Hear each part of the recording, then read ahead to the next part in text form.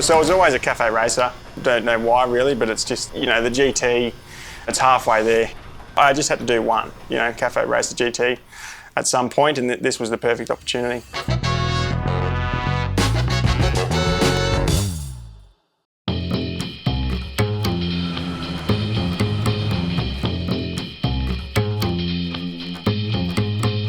Yeah, so actually it's quite a funny story when we were originally planning this build, because believe it or not, we were going to call it the Meteor.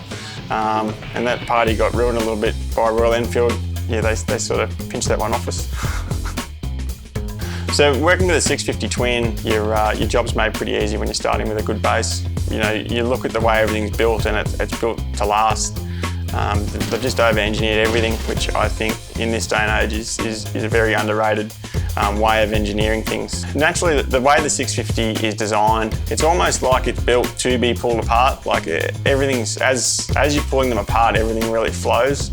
Well, I hope this bike will inspire people to do a lot of this customisation themselves, to really get in and have a crack. You know, if you want to have this same effect on your bike, it's really quite simple to get in and get your hands dirty and get it done.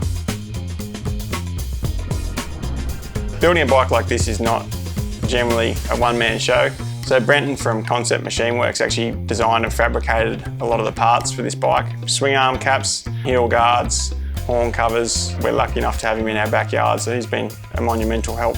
From the get-go, that was just one of the things in my head that, you know, I wanted all the bolts to be coated. I just knew it would give it a real pop. Mitch from 7.4 Works, he's like the nutty professor of coatings. He put us onto this Cerakote, and it's one of the coolest coatings that I've ever worked with, to be honest. I've got a friend that's built quite a few exhausts for us. We just wanted to do a straight through set of drag pipes, and he said no. He said, I really want to do a 2-into-1 for these. Personally, I think a 2-into-1 is the best sounding pipe on the majority of bikes, so yeah, I think it sounds fantastic.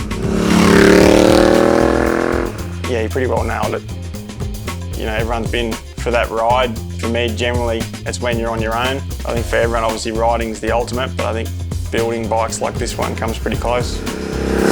I think that's the special part about it.